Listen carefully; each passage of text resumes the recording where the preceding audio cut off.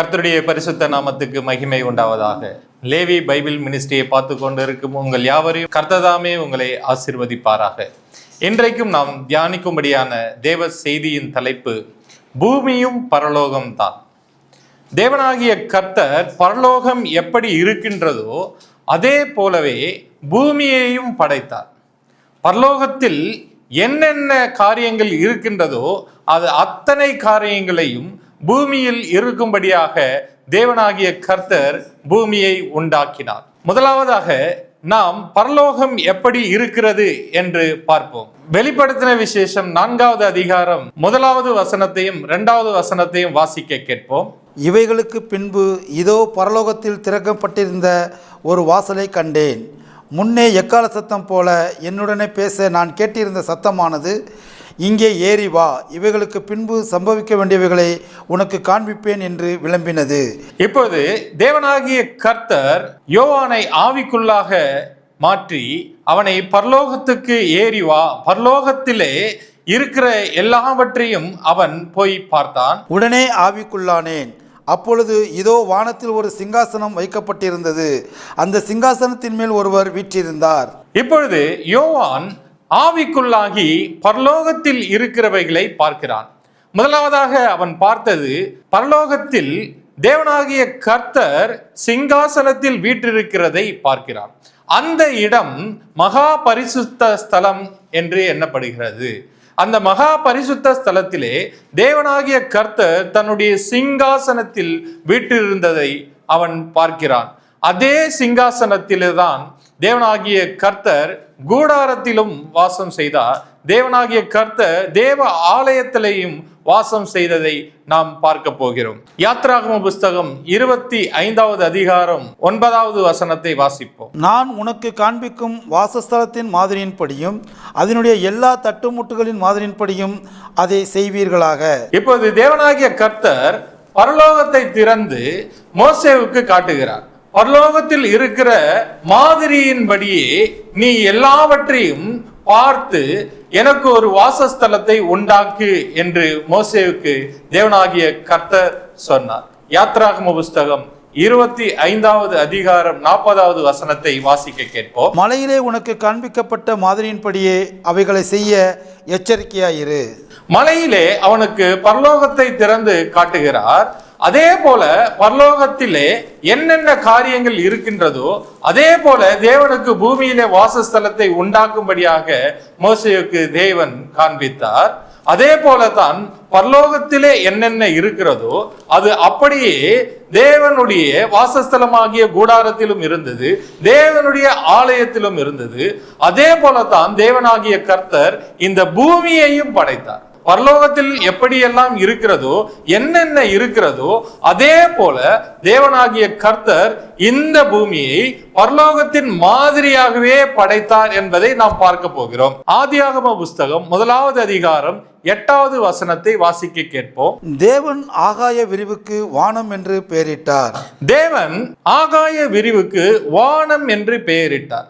அந்த வானம்தான் மகா பரிசுத்த ஸ்தலமாக தேவன் வீட்டிற்கும் சிங்காசனமாக தேவன் வானத்தை படைத்தார். அந்த வானம் தேவனுடைய சிங்காசனமாக இருக்கிறது. சங்கீதங்களின் புஸ்தகம் 103வது சங்கீதம் 19வது வசனத்தை வாசிக்க கேட்போம். கர்த்தர் வானங்களில் தமது சிங்காசனத்தை ஸ்தாபித்திருக்கிறார். கர்த்தர் வானங்களில் தம்முடைய சிங்காசனத்தை ஸ்தாபித்திருக்கிறார். வானத்திலே அவர் சிங்காசனத்தை ஸ்தாபித்து அதை மகா பரிசுத்த ஸ்தலமாக தேவன் படைத்து வைத்திருக்கிறார். அதே போல பூமியில் மனிதன் இருக்கும்படியாக பூமியை பரிசுத்த ஸ்தலமாக தேவன் படைத்தார். அதே போல தேவனுடைய கூடாரத்தில் தேவன் மகா பரிசுத்த ஸ்தலத்தை படைத்தார். யாத்ராகம புஸ்தகம் 26வது அதிகாரம் 34வது வசனத்தை வாசிக்க கேட்போம். மகா பரிசுத்த ஸ்தலத்திலே சாட்சி பெட்டியின் மீதில் கிருபாசனத்தை வைப்பாயாக. இங்க மகா பரிசுத்த ஸ்தலத்திலே கிருபாசனத்தை வைக்க சொல்கிறார். அந்த கிருபாசனத்தில் தான் தேவன் இருந்து மோசேயிடம் பேசுவார். அந்த கிருபாசனம் தான் தேவனுடைய சிங்காசனமா இருக்கிறது. அந்த சிங்காசனத்தில் தான் தேவன் வாசம் செய்வார். இந்த கூடாரத்தில் தேவன் வாசம் செய்கிற அந்த இடம் மகா பரிசுத்த ஸ்தலம் எனப்பட்டது. அதே போலவே தேவனாகிய கர்த்தர் வானத்தை தேவனுடைய சிங்காசனமாக படைத்து அதை மகா பரிசுத்த ஸ்தலமாக படைத்தார். இப்பொழுது பரலோகத்தில் பரிசுத்த ஸ்தலம் எங்கே இருக்கிறது என்று பார்க்க போகிறோம். தேவனாகிய கர்த்தர் மகா பரிசுத்த ஸ்தலத்தில் பரலோகத்தில் சிங்காசனத்தில் வீற்றிருக்கிற அந்த இடம் பரிசுத்த ஸ்தலமாக எண்ணப்படுகிறது. அந்த இடத்திற்கு முன்பாக 24 மூப்பர்கள் இருக்கிறதை காண்கிறோம். அந்த இடம் மகா பரிசுத்த ஸ்தலத்துக்கு முன்பாக இருக்கிறபடியினால் அது பரிசுத்த ஸ்தலம் எனப்படுகிறது. வெளிப்படுத்தின விசேஷம் 4வது அதிகாரம் 4வது வசனத்தை வாசிக்க கேட்போம். அந்த சிங்காசனத்தை சூழ 24 சிங்காசனங்கள் இருந்தன. 24 மூப்பர்கள் வெண் வஸ்திரம் தரித்து தங்கள் சிரசுகளில் பொன் முடி சூடி அந்த சிங்காசனங்களின் மேல் உட்கார்ந்திருக்க கண்டேன். இப்பொழுது தேவனாகிய கர்த்தர் வீட்டிற்கும் அந்த சிங்காசனத்துக்கு முன்பாக, அதாவது மகா பரிசுத்த ஸ்தலத்துக்கு முன்பாக மனிதர்கள் வீட்டிருக்கிறதை காண்கிறோம்.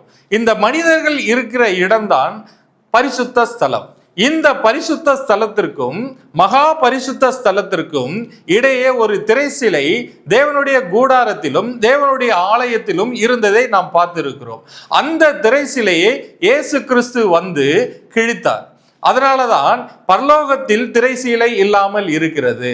பரலோகத்தில் மகா பரிசுத்த ஸ்தலத்துக்கும் மனிதர்கள் உட்கார்ந்திருக்கிற பரிசுத்த ஸ்தலத்திற்கும் இடையில் திரைசீலை இல்லாமல் இருப்பதை போல பூமிக்கும் வானத்துக்கும் இடையே எந்த திரைசிலையும் இருக்கக்கூடாது என்பதற்காகத்தான் இயேசு கிறிஸ்து வந்து மரித்து அந்த திரைசிலையை அகற்றி பரிசுத்த ஸ்தலம் எனப்படுகிற பூமியில் இருக்கும் மனிதர்கள் தேவனை மகா பரிசுத்த ஸ்தலத்தில் வந்து தரிசிக்கும்படியாகத்தான் ஒரு வழியை உண்டாக்கினார்.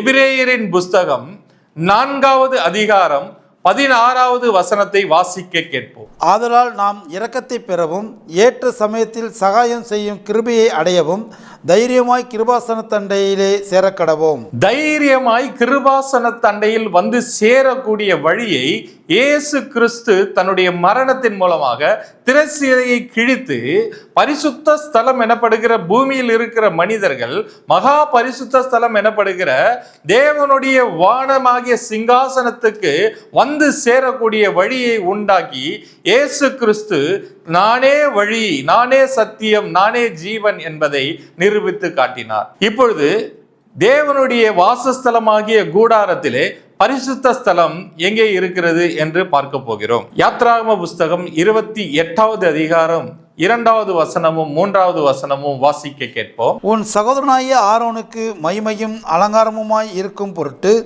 பரிசுத்த வஸ்திரங்களை உண்டு பண்ணுவாயாக. ஆரோன் எனக்கு ஆசாரிய ஊழியம் செய்யத்தக்கதாக அவனை பரிசுத்தப்படுத்தும்படி அவனுக்கு வஸ்திரங்களை உண்டாக்கும் பொருட்டு நான் ஞானத்தின் ஆவியால் நிரப்பின விவேகமான இருதயமுள்ள யாவரோடும் நீ சொல்லுவாயாக.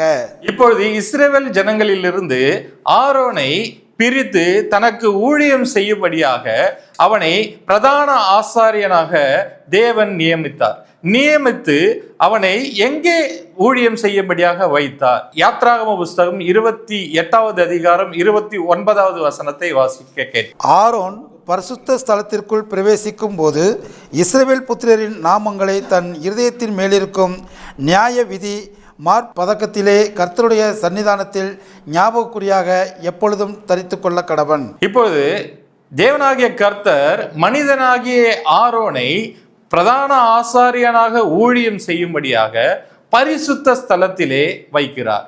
இதே போலதான் தேவனாகிய கர்த்தர் தன்னுடைய பூமியாகிய பரிசுத்த ஸ்தல படைப்பிலே ஆதாமை மனிதனாக படைத்தார். ஆதியாகமம் 1வது அதிகாரம் 27வது வசனத்தை வாசிக்க கேட்போம். தேவன் தம்முடைய சாயலாக மனுஷனை சிருஷ்டித்தார், அவனை தேவ சாயலாகவே சிருஷ்டித்தார், ஆணும் பெண்ணுமாக அவர்களை சிருஷ்டித்தார்.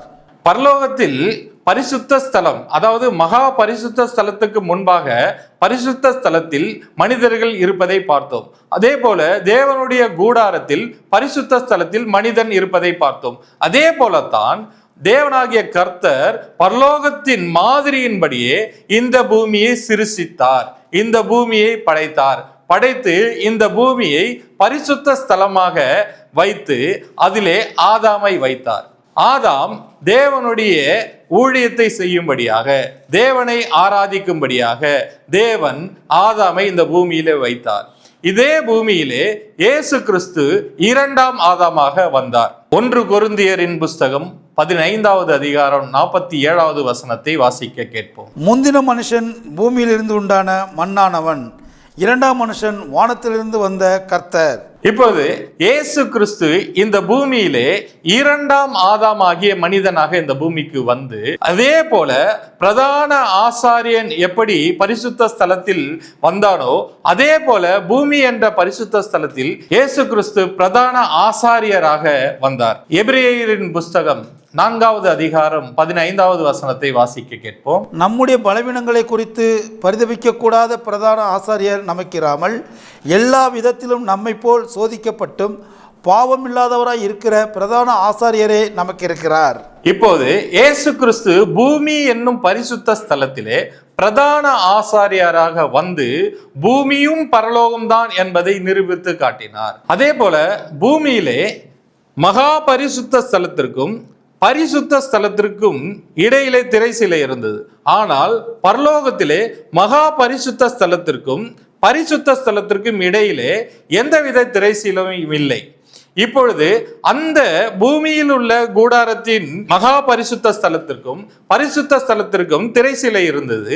அந்த திரைசிலைக்கு முன்பாக குத்துவிளக்கு இருக்கிறதை நாம் பார்க்கிறோம். அதே போல பரலோகத்தில் மகா பரிசுத்த ஸ்தலத்திற்கும் பரிசுத்த ஸ்தலத்திற்கும் இடையே திரைசிலை இல்லாமல் அதற்கு முன்பாக குத்துவிளக்காகிய 7 ஆவிகளை உடைய தீபங்கள் இருப்பதை நாம் பார்க்க போகிறோம். வெளிப்படுத்தின விசேஷம் 4வது அதிகாரம் 5வது வசனத்தை வாசிக்க கேட்போம். அந்த சிங்காசனத்திலிருந்து மின்னல்களும் இடி முழக்கங்களும் சத்தங்களும் புறப்பட்டன.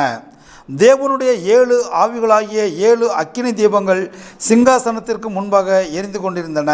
தேவனுடைய சிங்காசனத்திற்கு முன்பாக 7 ஆவிகளுடைய அக்கினி தீபங்கள் எரிந்து கொண்டிருந்தன. இதைதான் தேவனாகிய கர்த்தர் மோசேவுக்கு காண்பித்து தன்னுடைய வாசஸ்தலமாகிய கூடாரத்திலே திரைசீலைக்கு முன்பாக குத்துவிளக்கை வைக்க சொன்னார். தேவனுடைய ஆலயத்திலேயும் குத்துவிளக்கு இருந்தது. அதே போலதான் தேவனாகிய கர்த்தர் வானத்தையும் பூமியும் பரலோகத்தின் மாதிரியாகவே படைத்து பூமிக்கு மேலே ஆகாய விரிவு என்ற திரைசீலையை உண்டாக்கும்படியாக தேவனாகிய கர்த்தர் அதை படைத்தார். ஆதியாகம புஸ்தகம் 1வது அதிகாரம் 7வது வசனமும் 8வது வசனமும் வாசிக்க கேட்போம். தேவன் ஆகாய விரிவை உண்டு பண்ணி ஆகாய விரிவுக்கு கீழே இருக்கிற ஜலத்திற்கும் ஆகாய விரிவுக்கு மேலே இருக்கிற ஜலத்திற்கும் பிரிவு உண்டாக்கினார். அது அப்படியே ஆயிற்று. தேவன் ஆகாய விரிவுக்கு வானம் என்று பெயரிட்டார். சாயங்காலமும் விடியற்காலமும் ஆகி 2ஆம் நாள் ஆயிற்று. இப்பொழுது தேவனாகிய கர்த்தர் தேவனுடைய வாசஸ்தலமாகிய கூடாரத்திலும் தேவனுடைய ஆலயத்திலும் இருக்கின்றபடி வானத்தையும் பூமியும் பிரிக்கின்ற ஒரு திரைசீலையாக மகா பரிசுத்த ஸ்தலத்தையும் பரிசுத்த ஸ்தலத்தையும் பிரிக்கின்ற ஒரு திரைசிலையாக ஆகாய விரிவை திரைசிலையாக தேவனாகிய கர்த்தர் படைத்தார். எப்படி பரலோகம் இருக்கிறதோ அதே மாதிரியின்படி வானத்தை படைத்தார். அதே மாதிரியின்படி பரிசுத்த ஸ்தலமாக பூமியை படைத்தார். அந்த இரண்டையும் பிரிக்கின்ற திரைசிலையாக ஆகாய விரிவை தேவனாகிய கர்த்தர் படைத்தார். இதே போல தேவனுடைய கூடாரத்திலும் ஒரு திரைசிலை இருப்பதை நாம் பார்க்க போகிறோம். யாத்ராகம புஸ்தகம் 26வது அதிகாரம் 33வது வசனத்தை பார்ப்போம். கொக்கிகளின் கீழே அந்த திரைசிலையை தொங்கவிட்டு சாட்சி பெட்டியை அங்கே திரைக்குள்ளாக வைக்க கடவாய். அந்த திரைசிலை பரிசுத்த ஸ்தலத்திற்கும் மகா பரிசுத்த ஸ்தலத்திற்கும் பிரிவை உண்டாக்கும். இப்போ தேவனாகிய கர்த்தர் மோசேவுக்கு பரலோகத்தில் இருக்கிற மாதிரியை திறந்து காண்பித்து தன்னுடைய வாசஸ்தலமாகிய கூடாரத்திலே மகா பரிசுத்த ஸ்தலத்தையும் பரிசுத்த ஸ்தலத்தையும் பிரிக்கும்படியாக ஒரு திரைசிலையை வைக்கிறார். அந்த திரைசிலை தான் ஆகாய விரிவாக தேவனாகிய கர்த்தர் படைத்தார். அந்த திரைசிலைக்கு முன்பாக குத்துவிளக்கு வைத்திருக்கிறதை நாம் இப்போது பார்க்க போகிறோம். யாத்ராகம புஸ்தகம் 26வது அதிகாரம் 35வது வசனத்தை வாசிக்க கேட்போம். திரைக்கு புறம்பாக மேஜையையும் மேஜைக்கு எதிரே வாசஸ்தலத்தின் தென்புறமாக குத்துவிளக்கையும் வைத்து மேஜையை வடபுறமாக வைப்பாயாக. இப்பொழுது நாம் பரலோகத்தில் பார்த்தோம் அல்லவா, தேவனாகிய கர்த்தர் சிங்காசனத்தில் வீற்றிருக்கிறதற்கு முன்பாக 7 அக்கினி தீபங்கள் இருந்ததை போலவே தேவனாகிய கர்த்தர் மோசேவுக்கு அதை காண்பித்து, தேவனாகிய கர்த்தருடைய வாசஸ்தலமாகிய கூடாரத்திலே, தேவனுடைய ஆலயத்திலே குத்துவிளக்கை வைக்க சொல்கிறார், திரை சிலைக்கு முன்பாக. அதே போல ஆகாயம் என்ற திரை சிலையை தேவன் உண்டாக்கியதை நாம் பார்த்தோம்.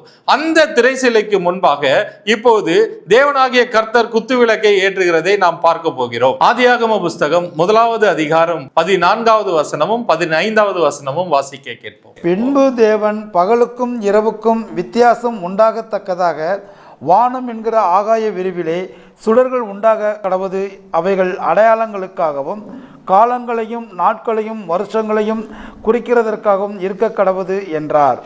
அவைகள் பூமியின் மேல் பிரகாசிக்கும்படிக்கு வானம் என்கிற ஆகாய விரிவிலே சுடர்களாய் இருக்க கடவது என்றார். அது அப்படியே ஆயிற்று. இப்போது தேவனாகிய கர்த்தர் எப்படி பரலோகத்தில் தேவனாகிய கர்த்தருடைய சிங்காசனத்துக்கு முன்பாக, அதாவது மகா பரிசுத்த ஸ்தலத்துக்கு முன்பாக அக்கினி தீபங்கள் இருந்ததோ, அதே போல தேவனுடைய கர்த்தருடைய வாசஸ்தலமாகிய கூடாரத்தில் குத்துவிளக்கு இருந்ததோ, திரைசீலைக்கு முன்பாக குத்துவிளக்கு இருந்ததோ, அதே போல வானத்தையும் பூமியும் உண்டாக்கும் பொழுது ஆகாய விரிவை திரைசிலையாக படைத்து, அந்த திரைசிலைக்கு முன்பாக சூரியனையும் சந்திரனையும் நட்சத்திரங்களையும் தீபங்களாக பிரகாசிக்கிற சுடர்களாக தேவனாகிய கர்த்தர் படைத்து பரலோகத்தின் மாதிரியின்படியே வானத்தையும் பூமியும் படைத்தார். இப்பொழுது தேவனுடைய சமூகத்தில் இருக்கிற சமூகத்து அப்பங்களை குறித்து பார்க்க போகிறோம். யாத்ராகம புஸ்தகம் 25வது அதிகாரம் 30வது வசனத்தை வாசிக்க கேட்போம். மேஜையின் மேல் நித்தமும் என் சந்நிதியில் சமூகத்து அப்பங்களை வைக்க கடவாய். மேஜையின் மேல் நித்தமும் என் சந்நிதியில் சமூகத்து அப்பங்களை வைக்க கடவாய். இந்த சமூகத்து அப்பங்கள் என்றால் என்ன என்று நாம் பார்க்க போகிறோம். அதே போல தேவனாகிய கர்த்தர் தேவனுடைய வாசஸ்தலமாகிய கூடாரத்திலே சமூகத்து அப்பங்கள் இருக்கிறபடியே, எப்படி பரிசுத்த ஸ்தலத்திலே சமூகத்து அப்பங்கள் இருந்ததோ, அதே போலவே ஆதாமையும் ஏவாளையும் சமூகத்து அப்பங்களாக தேவனாகிய கர்த்தர் படைத்தார். ஆதியாகம புஸ்தகம் 1வது அதிகாரம் 27வது வசனத்தை வாசிக்க கேட்போம். தேவன் தம்முடைய சாயலாக மனுஷனை சிருஷ்டித்தார், அவனை தேவ சாயலாகவே சிருஷ்டித்தார், ஆணும் பெண்ணுமாக அவர்களை சிருஷ்டித்தார். ஆணும் பெண்ணுமாக அவர்களை தேவனாகிய கர்த்தர் படைத்து அவர்களை தேவ சமூகத்து அப்பங்களாக படைத்தார்.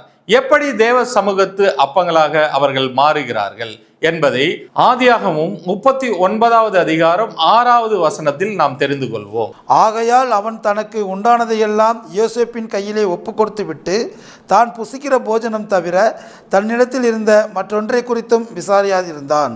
யோசேப்பு அழகான ரூபமும் சௌந்தரிய முகமும் உள்ளவனாயிருந்தான். இப்போது யோசேப்பின் கையிலே அவனுடைய எஜமான் எல்லாவற்றையும் ஒப்பு கொடுத்து தான் புசிக்கும் போஜனத்தை தவிர என்ற வாக்கியம் எழுதப்பட்டுள்ளது. அப்போ யோசேப்பின் இடத்தில் எல்லாவற்றையும் ஒப்பு கொடுத்தவன் தான் புசித்த போஜனத்தை தவிர என்று ஒரு வாக்கியம் இருக்கிறது. அப்போ புசிக்கும் போஜனம் என்றால் என்ன என்பதை யோசேப்பே விளக்குகிறார். ஆதியாகமும் 39வது அதிகாரம் 9வது வசனத்தை வாசிக்க கேட்போம். இந்த வீட்டிலே என்னிலும் பெரியவன் இல்லை, நீ அவருடைய மனைவியாய் இருக்கிறபடியால் உன்னை தவிர வேறொன்றையும் அவர் எனக்கு விலக்கி வைக்கவில்லை. இப்படி இருக்க நான் இத்தனை பெரிய பொல்லாங்குக்கு உடன்பட்டு தேவனுக்கு விரோதமாய் பாவம் செய்வது எப்படி என்றான். இப்போது 6வது வசனத்தில் அவன் புசிக்கிற போஜனம் தவிர என்று நாம் பார்த்தோம். இப்போது 9வது வசனத்தில் புசிக்கிற போஜனம் தவிர என்ற அந்த வார்த்தைக்கு யோசேப்பு விளக்கம் கொடுக்கிறான். நீ அவனுடைய மனைவியாய் இருப்பதினால் உன்னை தவிர. அப்போ மனைவிதான் புசிக்கிற போஜனம், மனைவிதான் அப்பம்.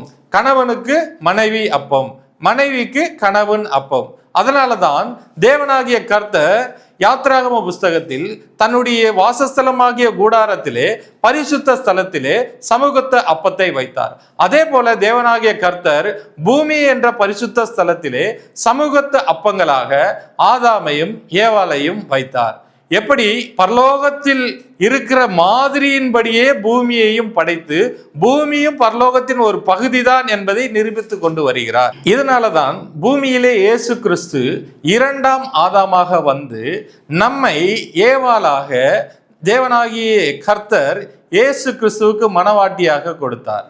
நாம் இயேசு கிறிஸ்துவின் மணவாட்டியாக இருக்கிறோம். இயேசு கிறிஸ்து நம்முடைய மணவாளனாக இருக்கிறார். அவர் நமக்கு தன்னுடைய சரீரத்தை போஜனமாக, அப்பமாக கொடுத்தார். நாம் தேவனுடைய சமூகத்து அப்பங்களாக இருக்கிறோம். மத்தேயு எழுதின சுவிசேஷம் 26வது அதிகாரம் 26வது வசனத்தை வாசிக்க கேட்போம். அவர்கள் போஜனம் பண்ணுகையில் இயேசு அப்பத்தை எடுத்து ஆசீர்வதித்து அதை பிட்டு சீசர்களுக்கு கொடுத்து, நீங்கள் வாங்கி புசியுங்கள், இது என்னுடைய சரீரமாய் இருக்கிறது என்றார்.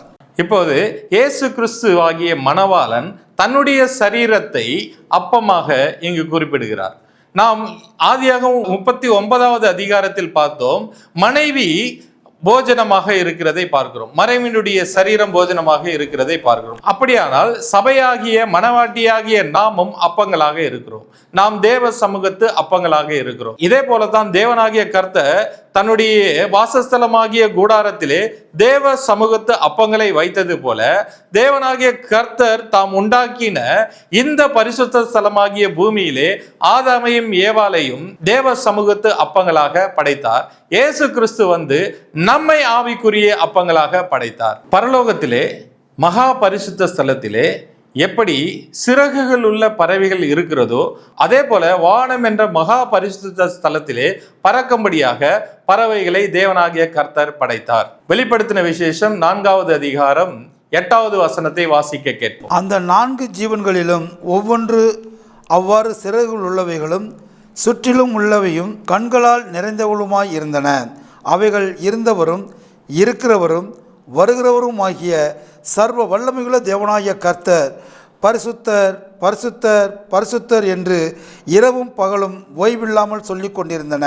இப்போது தேவனாகிய கர்த்தர் பரலோகம் என்ற மகா பரிசுத்த ஸ்தலத்திலே சிறகுகளை உடைய 4 விலங்குகளை குறித்து நாம் பார்க்கிறோம். அதை படைத்து அதை உண்டாக்கி வைத்திருக்கிறதை பார்க்கிறோம். அதே போல தேவனாகிய கர்த்தர் தன்னுடைய கூடாரத்திலே, தேவனுடைய ஆலயத்திலே செட்டைகளை விரித்திருக்கிற பறவைகளாகிய கேருபன்களை படைத்ததை நாம் பார்க்க போகிறோம். யாத்ராகம புஸ்தகம் 25வது அதிகாரம் 20வது வசனத்தை வாசிக்க கேட்போம். அந்த கேருபீன்கள் தங்கள் செட்டைகளை உயர விரித்து தங்கள் செட்டைகளால் கிருபாசனத்தை மூடுகிறவைகளும் ஒன்றுக்கொன்று எதிர்முகமுள்ளவைகளுமாய் இருக்க கடவது.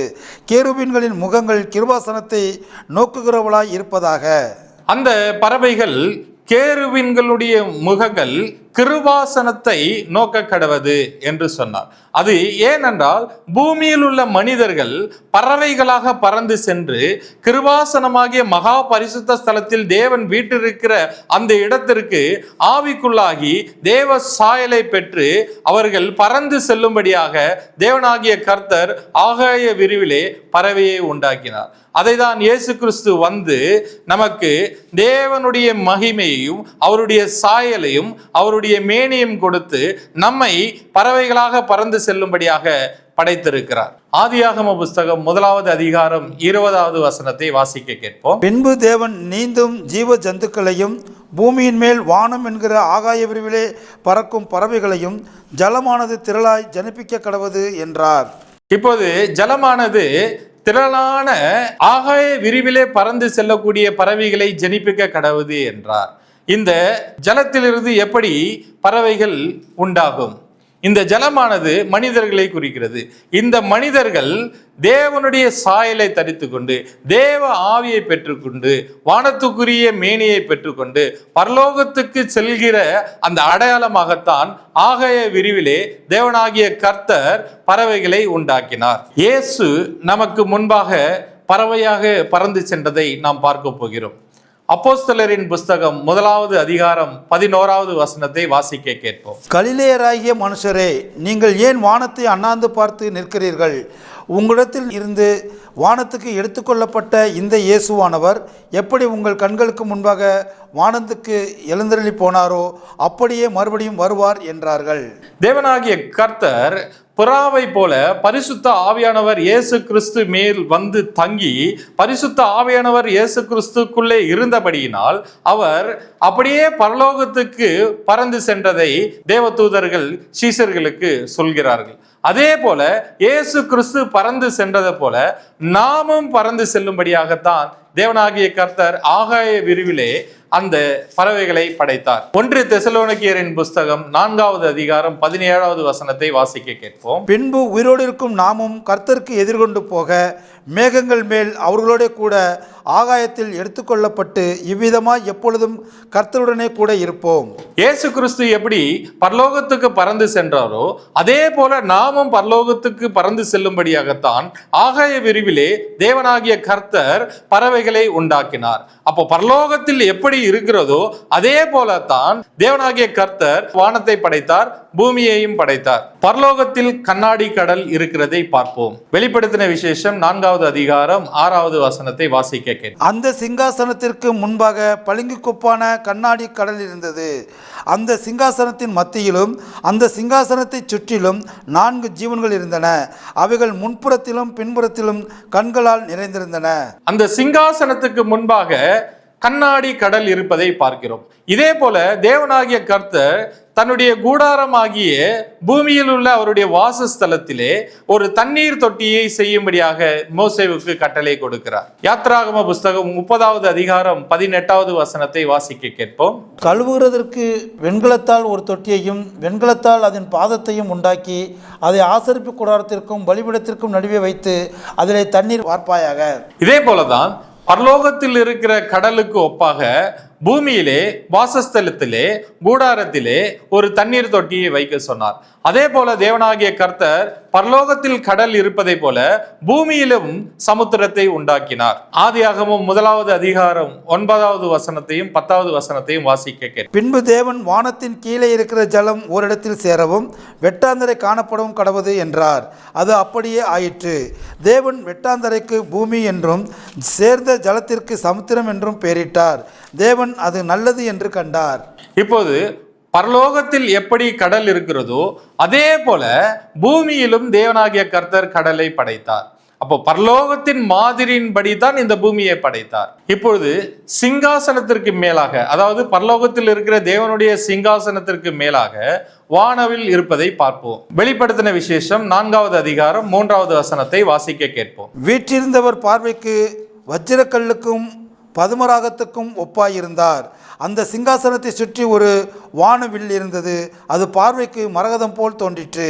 இப்போது தேவனாகிய கர்த்தர் வீட்டிற்கும் பரலோகத்திலே மகா பரிசுத்த ஸ்தலத்திலே அவருடைய சிங்காசனத்தை சுற்றிலும் வானவில் இருப்பதை பார்க்கிறோம். அதே போல தேவனாகிய கர்த்தர் வானத்திற்கு மேலாக அவருடைய சிங்காசனத்திற்கு மேலாக ஒரு ஒளியை வஸ்திரமாக வைத்திருக்கிறதை நாம் பார்க்க போகிறோம். சங்கீதங்களின் புஸ்தகம் 104வது சங்கீதம் 2வது வசனத்தை வாசிக்க கேட்போம். ஒளியை வஸ்திரமாக தரித்து வானங்களை திரையை போல் விரித்திருக்கிறீர். ஒளியை வஸ்திரமாக தரித்து வானங்களை திரையை போல தேவன் விரித்திருக்கிறதை பார்க்கிறோம்.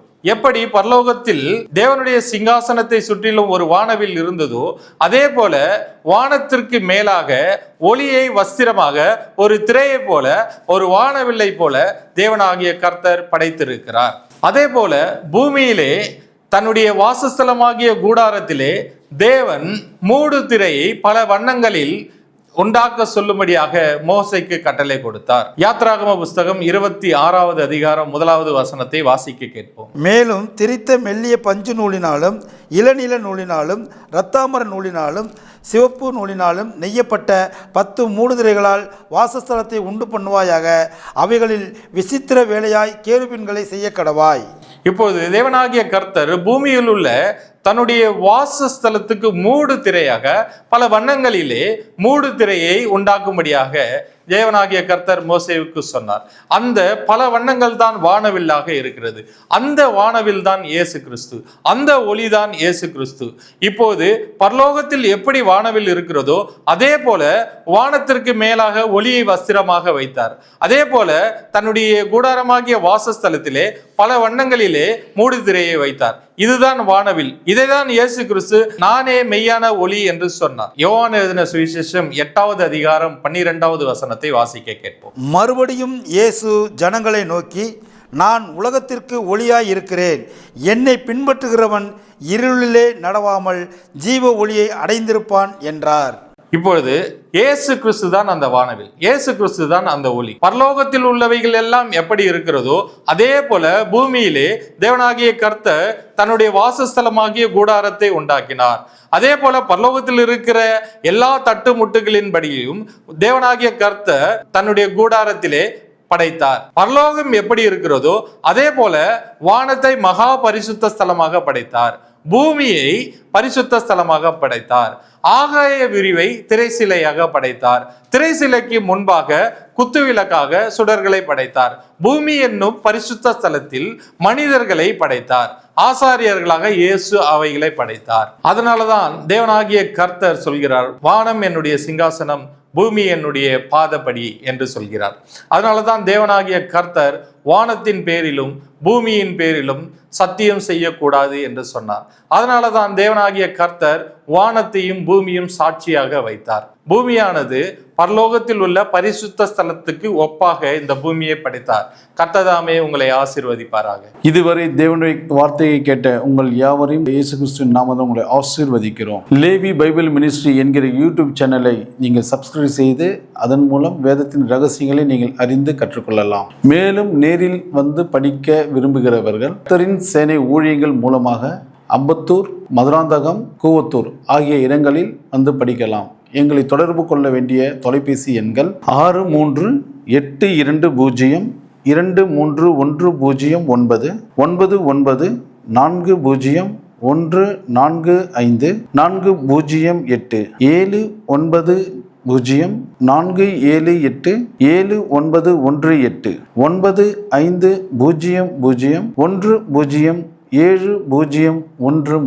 கர்த்தர் உங்களை ஆசீர்வதிப்பாராக.